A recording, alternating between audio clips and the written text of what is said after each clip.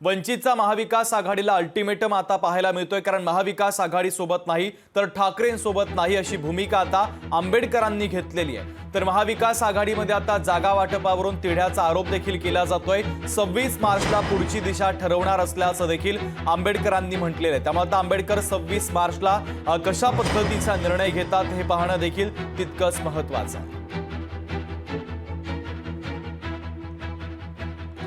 या संदर्भातला लोकशाहीचा एक खास रिपोर्ट पाहूया।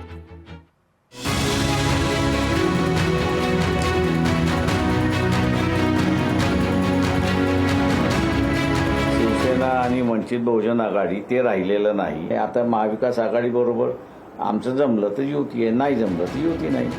प्रकाश आंबेडकर आता निर्वाणीवर आलेत। गेल्या वर्षभरापासून शिवसेना उद्धव बाळासाहेब ठाकरेंसोबत युती असल्याचं सांगणाऱ्या प्रकाश आंबेडकरांनी थेट काडीमोड घेण्याचा इशारा दिलाय।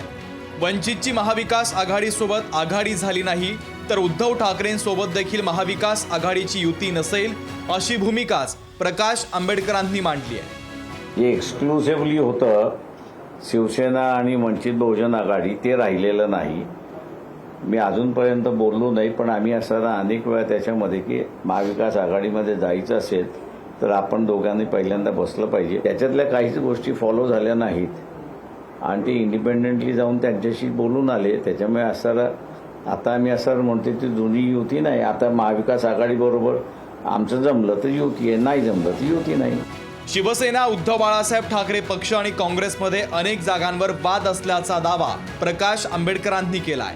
महाविकास आघाडीमध्ये जागा वाटपात कोणताही वाद नसल्याचं नेते सांगत असले तरी वस्तुस्थिती तशी नसल्याचं त्यांनी सांगितलंय।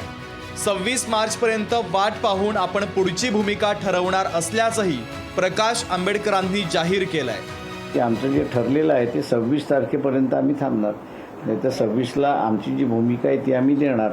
आमच्या मदतीने काँग्रेस पक्ष 7 जागा ज्या जिंकू शकतात त्या 7 जागा त्यांनी असताना आम्हाला कळवाव्या।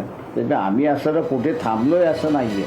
काँग्रेस नेते हे प्रकाश आंबेडकरांशी चर्चा सुरू असल्याचं सांगत असले तरी प्रकाश आंबेडकरांशी महाविकास आघाडीच्या नेत्यांचा संवाद कुठंतरी कमी झाल्याचं अधोरेखित झालंय। त्यामुळे वंचितच्या महाविकास आघाडीच्या समावेशाच्या शक्यता जवळपास मावळल्याची स्थिती आहे। भूषण शिंदे, लोकशाही मराठी, मुंबई।